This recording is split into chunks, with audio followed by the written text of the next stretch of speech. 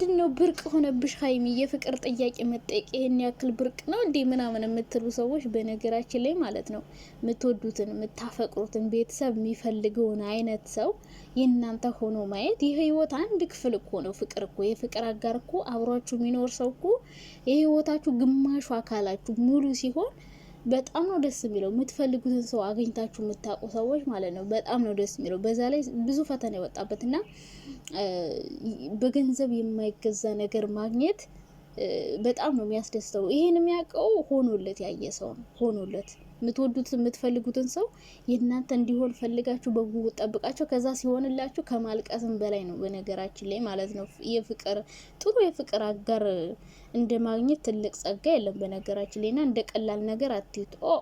ዛሬ ደግሞ ምንድነው በነገራችን ላይ ያበዛው የሆነ ጊዜ ማለት ነው የሆነች ሴት ሽማግሌ ተላከላትና በጣም ጨፈረች። ሁለት ሴቶች አይቻለው ቲክቶክ ላይ ማለት ነው። አንዲቱ ወቸው ጉር ላይ ያለችው ናት። አንደኛዋ ደግሞ ሌላ ነበረች።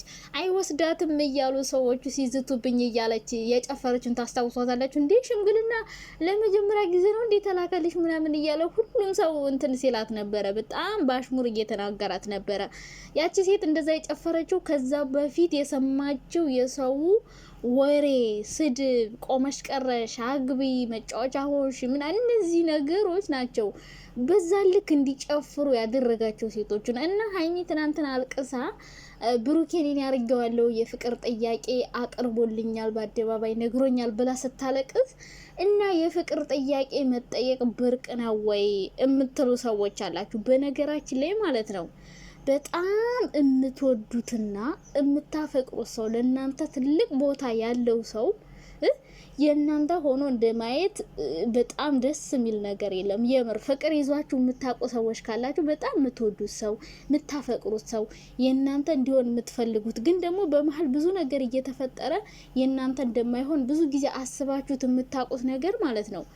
በህይወታችሁ ሰውን የሚያክል ነገር ማግኘት በጣም ነው የሚያስደስተውና ሰው እኮ ነው ያገኘችው። ምን ሆናችኋል? ገንዘብ ምናምን እኮ የሰው ልጅ እኮ ገንዘብ ኑሯችሁ ሚሊዮን 2 ሚሊዮን ለምን 100 ሚሊዮን አይኖርሽም? እያንዳንድሽ ምትወጁ የምታፈቅሩ ላንቺ የሚሆን ሰው አይገኝም። ገባችሁ? የሰው ልጅ በገንዘብ የማይገዛ ነገር እኮ ነው ያገኘችው። ለምንድን ነው ደስ የማይላ? ለምንድን ነው ማታለቅሰው? በዛ ላይ ይህን የመሰለ ሸበላ ጨዋ ስነ ስርዓት ያለው ወንድ ተገኝቶ ነው የማይለቀሰው። በክብር ጠይቆሽ እኮ ነው፣ ጠይቀሽው አይደለም፣ ለምነሽው ምናምን አይደለም። እና እንደዛ የምትሉ ሰዎች የምር የእውነት ፍቅር ይዟችሁ የሚያውቅ ከሆነ ማለት ነው የምትወዱት ሰው የእናንተ ሆኖ እንደማየት በጣም የሚያስደስት ነገር የለም። ማርያምን አፍቅራችሁ የምታውቁ ሰዎች ኮሜንት ላይ ጻፉ። በጣም አብዛኛው ሰው ግን የሚወደውና የሚያፈቅረውን ሰው አግብቶ ያውቅምና እንግዲህ ብሩክና ሀይሚ ትናንትና በምን መንገድ ነው ልንቀጥል የምንችለው እያለች ብሩኬን እየጠየቀችው ነበረ። ከዚህ በኋላ እናወራበታለን። ብሩኬ ለምን በዚህ ሰዓት ለሀይሚ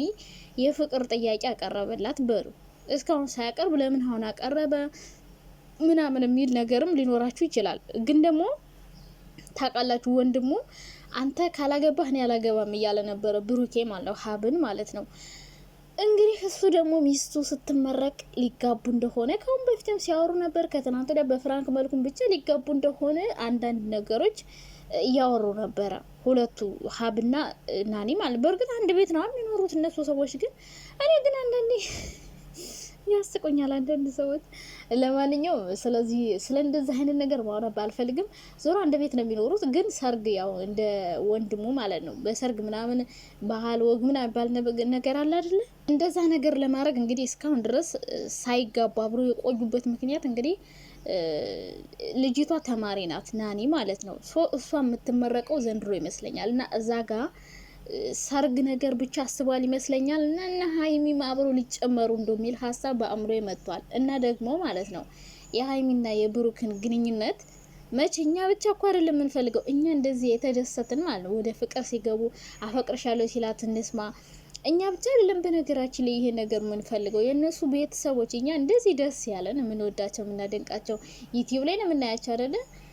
በጣም ነው ደስ ያለን አይደለ? ፈቅርሻለሁ ምናምን ሲላት እኛ እንደዚህ ደስ ያለን ሌሎች ደግሞ ቤተሰቦቻቸው ደግሞ እንዴት ደስ ሊላቸው እንደሚችል አስቡት አላችሁ። የብሩክ እናት ሀይሚን ልክ እንደ ልጇ ነው የምታያት። በጣም ነው የምትወዳት ምናምን። ሀይሚም ልክ እንደ እናት ማለት ነው። እና ቤተሰብ አብረው እንዲሆኑ ይፈልጋሉ። ግን እነሱ በተለያየ መንገድ ሲጣሉ ያው ያለነሱ ፍላጎት ቤተሰብ በግድ አንድ ላይ አያደርጋችሁም። እናንተ ስትግባቡ ነው። እና የሀይሚ ቤተሰቦችን በጣም ነው የሚፈልጉት፣ ብሩኬን ይወዱታል ምናምን ታውቃላችሁ። የብሩክ ቤተሰብም ሀይሚን በጣም ነው የሚወዳት፣ እንዲለያዩ አይፈልጉም። ሁሉ ኢቭን ለምለም ራሱ ታስታውሳላችሁ፣ የሆነ ሰዓት እኛ አብረው እንዲሆኑ ይፈልጋሉ እነሱ አንሆንም ብለው አስቸገሩን እንጂ እያለች እና ሁሉም ቤተሰብ አንድ ላይ እንዲሆኑ ይፈልጋል። ደግሞ መሆን ብቻ ሳይሆን እንደዚህ ፍቅሩን ገልጾላት ምናምን አብረው እንዲኖሩ እስከዛሬ ጊዜዋን አቃጥላ ምናምን ቤተሰብ በጣም ነው የሚፈልገው። እና ፍቅር ጥያቄ የምትጠይቅ ብርቅ ነው ወይ ለምትሉ ሰዎች ማለት ነው፣ ቤተሰብ የወደደው እናንተ የወደዳችሁት ለእናንተ የምትፈልጉት አይነት ሰው የሚወደድ ሰው ማግኘት ምን ሆናችኋል እንዴ?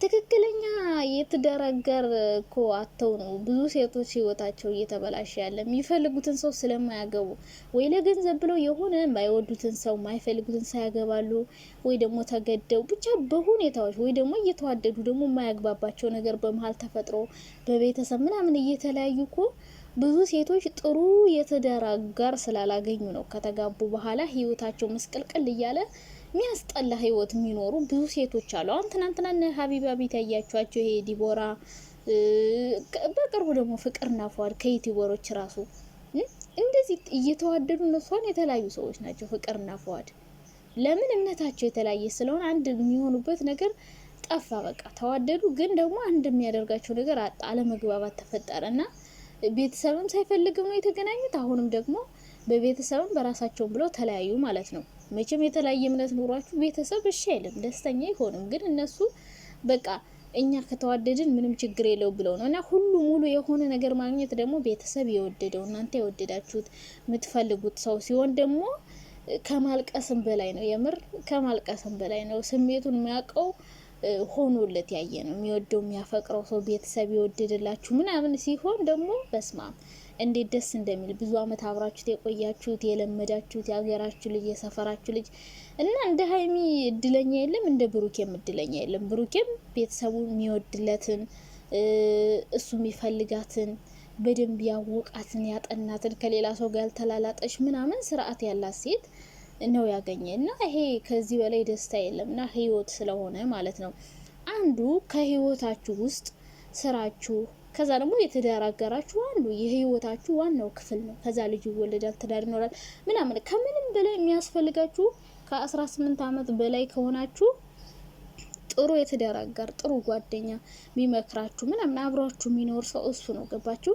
እና እንደዛ አይነት የምትፈልጉትን አይነት ትዳር ማግኘት ደግሞ በጣም ትልቅ ስጦታ ከእግዚአብሔር የተሰጠ ስጦታ ነው። እና እንግዲህ በፍቅር ደግሞ በትዳር አብሮ ሲኖሩ ምናምን ነው ደግሞ የበለጠ ደግሞ አስተያየት መስጠት የምንችለው። ግን አሁን ብርቅ ምናምን የምትሉ ሰዎች ስሜቱን የሚያውቀው የደረሰበት ሰው ነው ልላችሁ ፈልጌ ነው። ከዛ ውጭ ግን ቤተሰብ ምናምን በጣም ደስተኛ እንደሚሆን በደንብ እርግጠኛ ነኝ። ምክንያቱም ይፈልጋል፣ የሁለቱም ቤተሰብ በጣም ይፈልጋል ማለት ነው።